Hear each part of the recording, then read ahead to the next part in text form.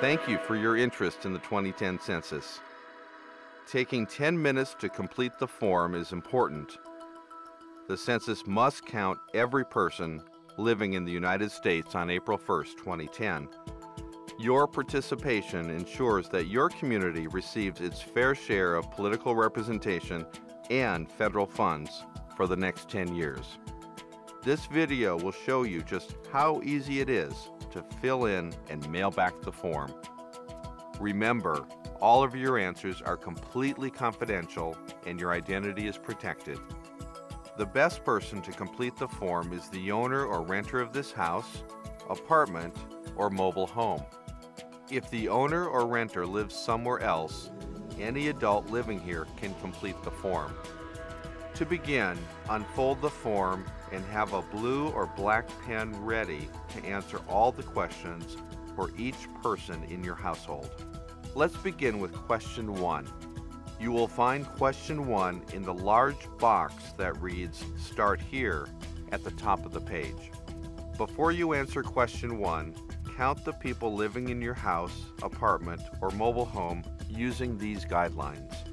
Count all people, including babies, who live and sleep here most of the time. But do not count anyone living away at college, or in the armed forces, or in a nursing home, jail, and so on April 1st, 2010. However, if someone who has no permanent place to stay is staying here on April 1st, 2010, count that person. Now you're ready to answer question 1. How many people were living or staying in this house, apartment, or mobile home on April 1st, 2010? For example, if your count is 3, write 03. Moving down to question 2. Were there any additional people staying here April 1st, 2010 that you did not include in question 1? If you forgot to count children, relatives, non-relatives, or other people staying here temporarily, please mark all boxes that apply. Or mark the box "No additional people" if you counted everyone in question 1. Question 3 asks, is this house, apartment, or mobile home owned by you or someone in this household with a mortgage or loan? Please include home equity loans. Owned by you or someone in this household free and clear?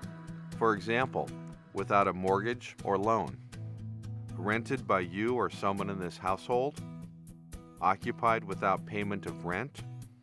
Mark the one box that fits your situation. Question 4 asks for your telephone number in case we need to call you if we don't understand an answer. Please include your area code. Questions 5 through 10 provide information about the person who owns or rents this house, apartment, or mobile home. If they live somewhere else, start with any adult living here.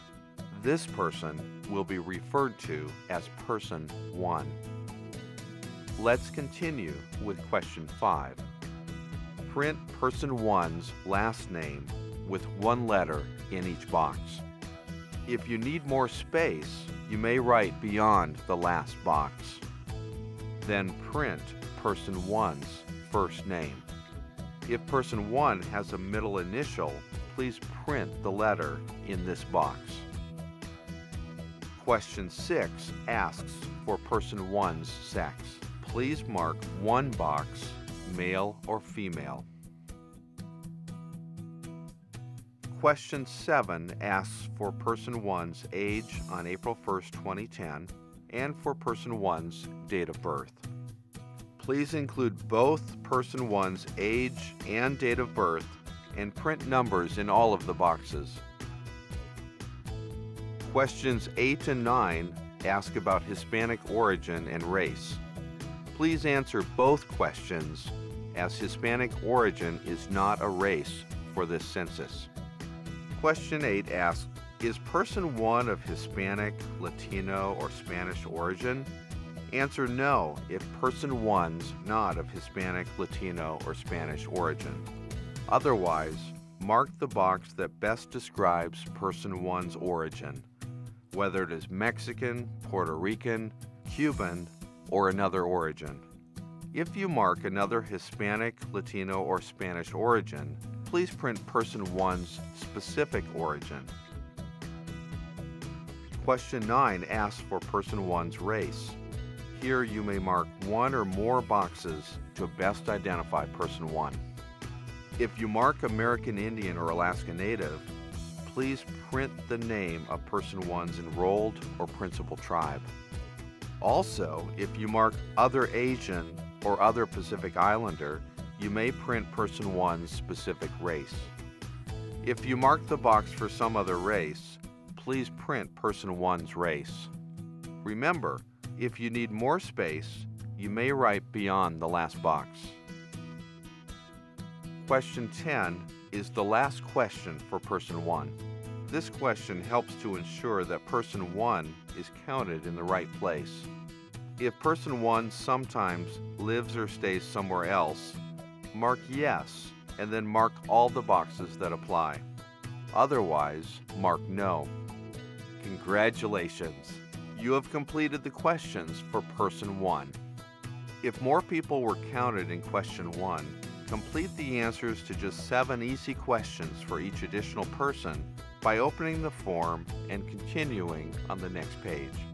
Here, you will find space to answer questions for persons 2 through 6. 6 of the questions are the same as the last 6 questions you answered for person 1.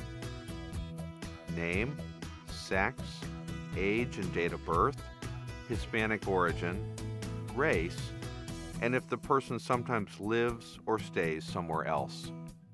The only additional question is about relationship. How is the person for whom you are answering the questions related to person 1? Mark only one box. If there are more than 6 people in this household, use this section of the form to complete the information for persons 7 through 12. If there are more than 12 people in this household, we may call for information about these additional people. If you need further help completing this form, call 1-866-872-6868 between 8 a.m. and 9 p.m. 7 days a week. The call is free. Once you have completed the form for all persons living or staying here, fold the form and put it in the postage-paid envelope. Please make sure the barcode above your address appears in the window. Seal the envelope and mail it back. Thank you for completing your official 2010 Census form and helping your community get what it needs for the next 10 years.